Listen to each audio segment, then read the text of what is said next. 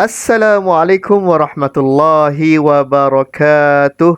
Selamat datang kepada murid-murid semua ke channel Muallim Hazar. Dan Muallim mengalu-alukan kedatangan adik-adik semua. InsyaAllah kita akan sama-sama menuntut ilmu di dalam channel ini. أهلا وسهلا ومرحبا بكم إلى قناة معلم حذار. InsyaAllah adik-adik semua, pada hari ini Muallim akan kongsikan satu tajuk yang sangat dekat dengan kita. Dan tajuk ini terdapat di dalam Sukatan Mata Pelajaran Pendidikan Islam tahun 3 pada bahagian Ibadah. Adik-adik semua, hari ini kita akan sama-sama belajar tentang perkara-perkara yang boleh membatalkan solat. Kita tahu adik-adik semua, solat itu adalah tiang agama. Sekiranya kita tidak menunaikan solat, maksudnya kita telah meruntuhkan agama. Jadi adik-adik semua, hari ini kita nak sama-sama belajar apakah perkara-perkara yang boleh membatalkan solat ataupun sembahyang. Perkara pertama adik-adik semua ialah berkata-kata dengan sengaja. Berkata-kata dengan sengaja. Di dalam solat adik-adik semua, kita tidak boleh berkata-kata ataupun bercakap.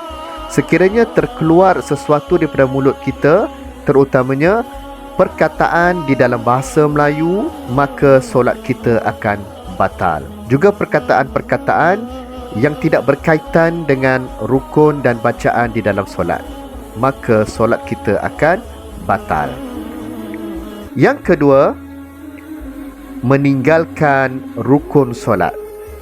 Kita tahu adik-adik semua, rukun solat ada 13 perkara. Seandainya kita meninggalkan salah satu daripada rukun tersebut, maka solat kita akan terbatal. Sebagai contoh, kita meninggalkan rukuk.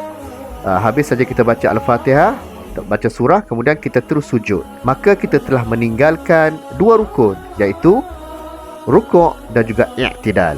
Maka solat kita akan batal.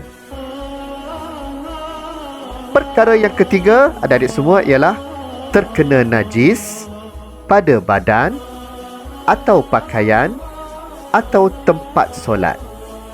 Terkena najis pada badan kita ataupun pakaian kita ataupun tempat solat kita. Sekiranya badan kita terkena najis ataupun tempat solat kita terkena najis ataupun pakaian kita terkena najis, maka solat kita akan terbatal. Perkara yang keempat, terbuka aurat dengan sengaja.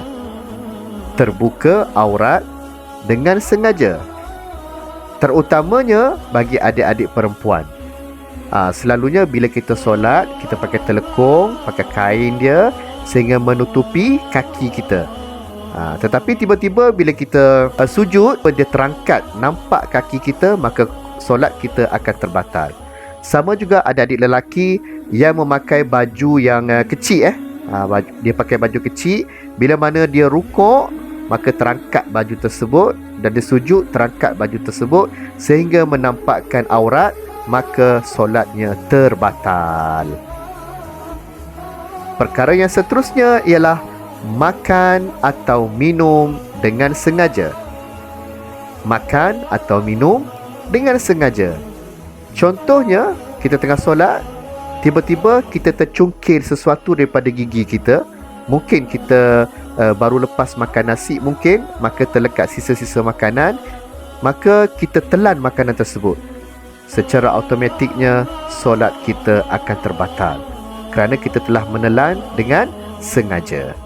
Jadi adik-adik semua, nasihat Muallim, sekiranya kita makan dan kita nak menunaikan solat, terlebih dahulu kita berkumur-kumur sehingga keluar segala sisa makanan yang berada di dalam mulut kita. Perkara yang seterusnya ialah ketawa sehingga mengeluarkan suara. Ketawa sehingga mengeluarkan suara.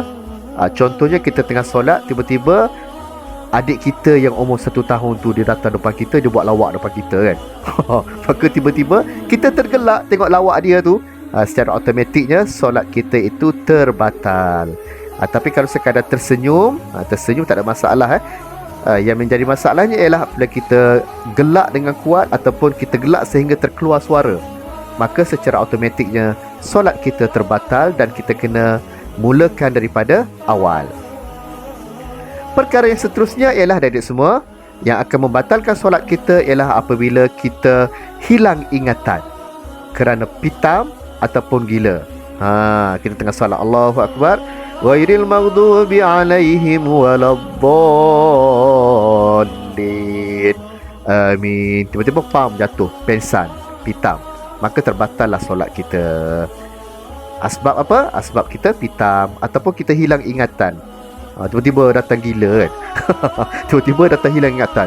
Allahu Akbar, aku buat apa ni? Aku buat apa ni? Apa tu kan? Maka secara automatiknya solat kita terbatal. Seterusnya adik-adik semua, berpaling dada daripada arah kiblat.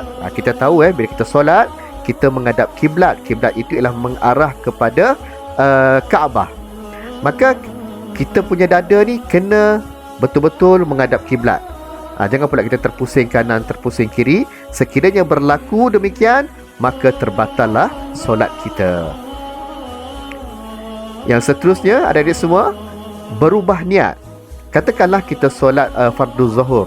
Kita niat solat fardu zuhur, Allahu Akbar, tiba-tiba terubah niat kita fardu asar ataupun fardu maghrib, maka secara automatiknya solat kita terbatal dan kita kena mulakan daripada awal. Seterusnya, perkara yang membatalkan solat ialah berhadas, sama ada hadas kecil ataupun hadas besar. Sekiranya kita berhadas, maka kita kena bersihkan diri kita dahulu, barulah kita boleh menunaikan solat. Dan perkara yang seterusnya yang boleh membatalkan solat ialah murtad, iaitu keluar daripada Islam.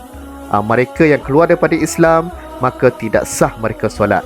Mereka kena kembali mengucap 2 kalimah syahadah dan kena kembali kepada Islam, barulah Allah menerima solat mereka dan Allah menerima taubat mereka. Demikianlah tadi perkara-perkara yang boleh membatalkan solat kita. Seandainya kita melakukan perkara-perkara yang telah muallim terangkan tadi, maka solat kita akan terbatal secara automatik dan kita kena mula solat daripada awal. Muallim harap adik-adik semua dapat mengambil ilmu pada hari ini, dapat memahami segala apa yang telah muallim terangkan, dan muallim doakan semoga adik-adik semua sentiasa berada dalam keadaan sihat walafiat, sentiasa rajin untuk belajar dan sentiasa mempraktikkan ilmu yang telah dipelajari. InsyaAllah kita akan jumpa lagi pada masa akan datang. Assalamualaikum warahmatullahi wabarakatuh. Bye-bye.